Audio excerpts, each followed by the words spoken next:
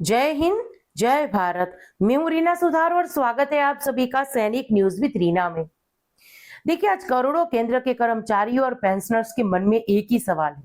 क्या सच में 18 महीनों का डीए एरियर मिलने की उम्मीद फिर से जगी है? क्या वेस्ट बंगाल में 20 महीने डीए एरियर केस से देश भर के कर्मचारियों को राहत मिल सकती? और क्या 8 सीपीसी में फिटमेंट फैक्टर जो है 1.60 हो सकता है, क्योंकि डीए 60% तक पहुंच चुका है। साथ ही नेशनल इंक्रीमेंट पर क्या नया अपडेट है? आज की इस वीडियो में हम इन 3 मुद्दों पर एक एक करके साफ और आसान भाषा में जानकारी शेयर करेंगे, बिना किसी अफवाह के, केवल तथ्यों के आधार पर। तो चलिए, इसी जानकारी के लिए आज के इस वीडियो में हम आगे बढ़ते हैं। लेकिन आगे बढ़ने से पहले एक बेहद ही जरूरी बात यहाँ मैं शेयर करना चाहती हूँ।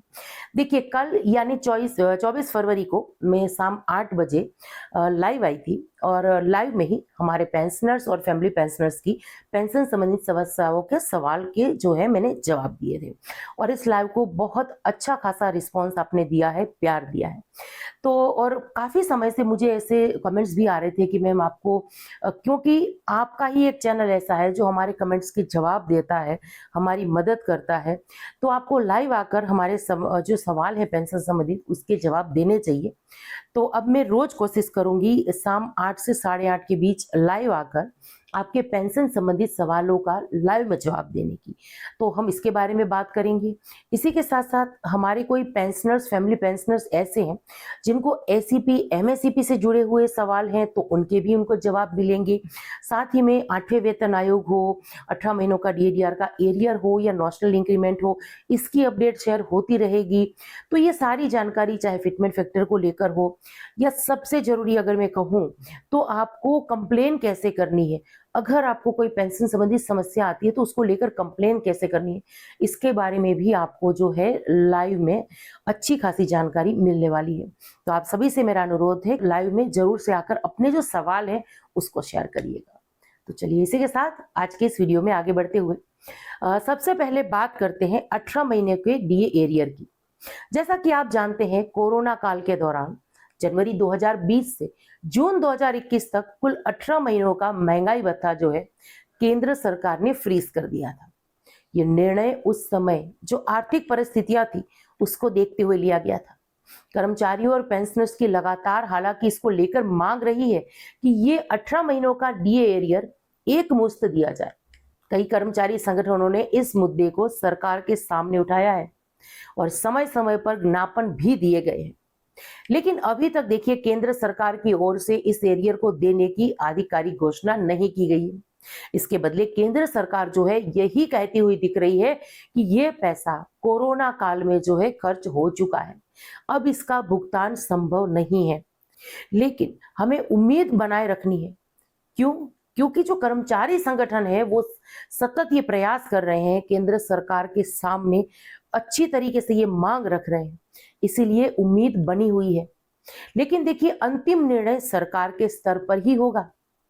अब वीडियो में आगे बढ़ते हुए बात करते हैं वेस्ट बंगाल के 20 महीने के डीए एरियर केस पर, क्योंकि देखिए ये उम्मीद फिर से, या कहूं कि ये 18 महीनों का डीएडीआर का एरियर का डिस्कशन जो है सोशल मीडिया पर इसलिए भी वायरल हुआ है, या ज्यादा से ज्यादा इसके बारे में बात भी इसलिए हो रही है, अभी हाल फिलहाल माननीय सुप्रीम कोर्ट से जो फैसला आया था।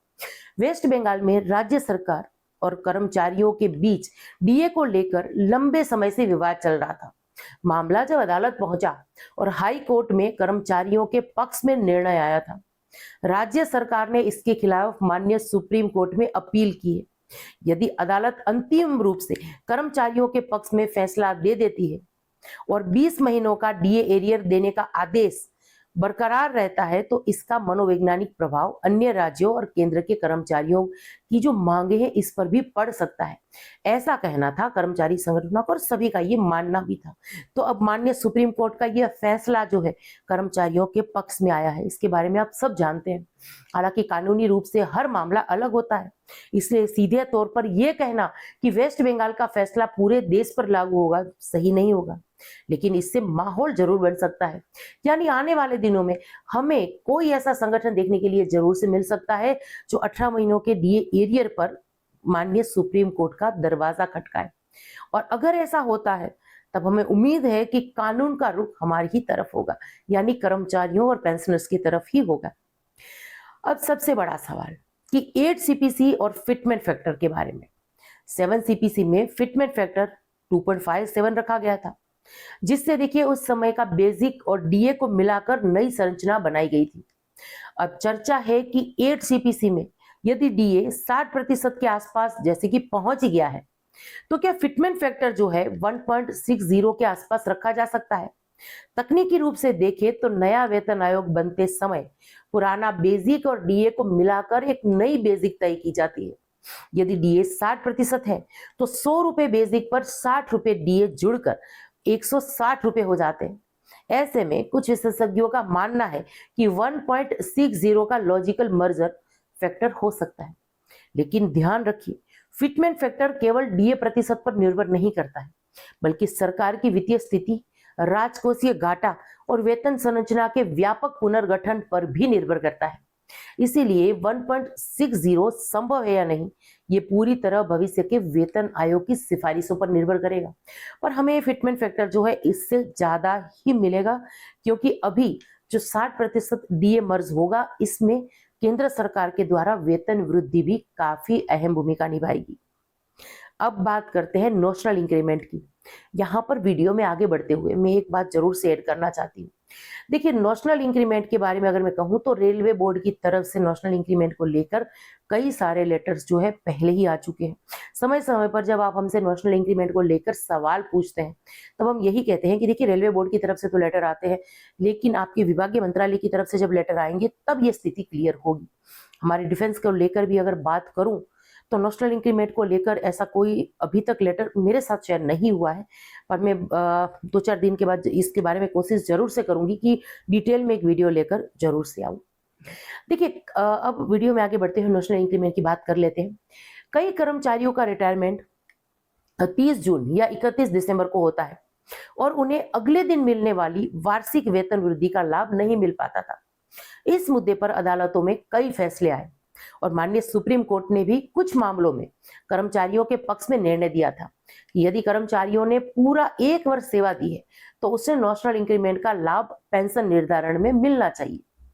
इसके बाद देखिए, कई विभागों ने इस पर सर्कुलर जारी किए, जैसे कि अभी मैंने कहा।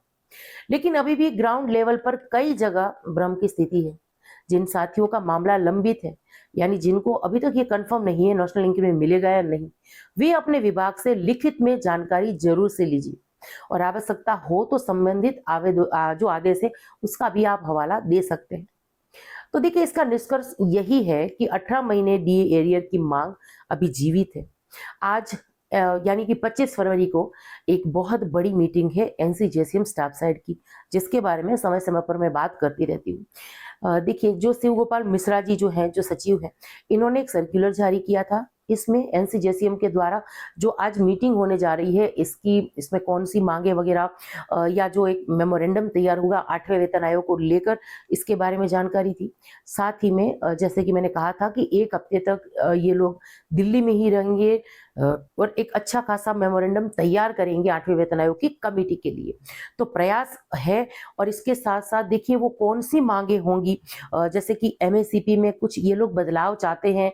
बहुत सारे जो मुद्दे हैं कर्मचारियों के, पेंशनर्स के, फैमिली पेंशनर्स के वेलफेयर को लेकर है, वो सारी लिस्ट भी मैंने एक वीडियो में शेयर की थी।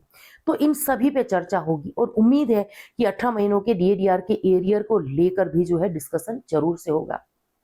और देखिए, वेस्ट बंगाल का 20 महीनों का डीए केस पूरे देश में जो है चर्चा का विषय बना हुआ है। 8 सीपीसी में 1.60 फिटमेंट की जो संभावना है गणितीय रूप से समझ में आती है, लेकिन ये अभी भी अनुमान है और नेशनल इंक्रीमेंट पर कोर्ट के फैसले कर्मचारियों के लिए राहत लेकर आए हैं।